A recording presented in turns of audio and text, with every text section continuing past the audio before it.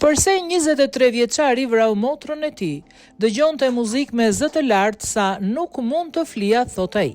Marrja në pyetje Giuseppe Muselas në hetim për vrasjen e motrës së tij, e cila u godit me thik për vdekje në Napoli, hedh dritë mbi motivin.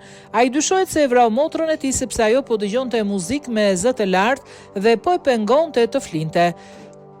Po dalin detaje rreth motivit të mundshëm që e shtyu Giuseppe Muselën, 28 vjeç, të vriste motrën e tij Lena, 22 vjeç, e cila u godit me thik disa herë në shtëpinë dje pasdite në Treshkurt në lagjen Ponticelli të Napolit.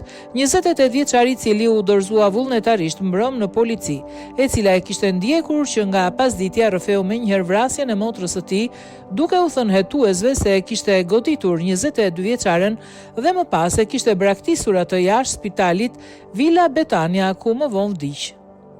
Hetimi policor i koordinuar nga Prokuroria e Napolit vazhdon të hedhë dritë të plot mbi këtë ngjarje të rëndë. Giuseppe Musela është dërguar në burgun e Secondilianos.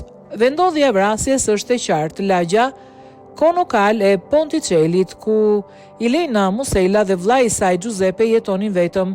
Nëna dhe njerëku i tyre janë aktualisht në burg. Hetuesit besojnë se burri është i lidhur me klanin Casella Circone, një nga grupet kriminale aktive në periferinë lindore të Napolit. Një jetë e përbashkët, një nga dy vëllezërit e motra, duke u mbështetur te njëri tjetri për forcë, u shndrua për fat të keq në tragjedi pas kësaj grindje familjare.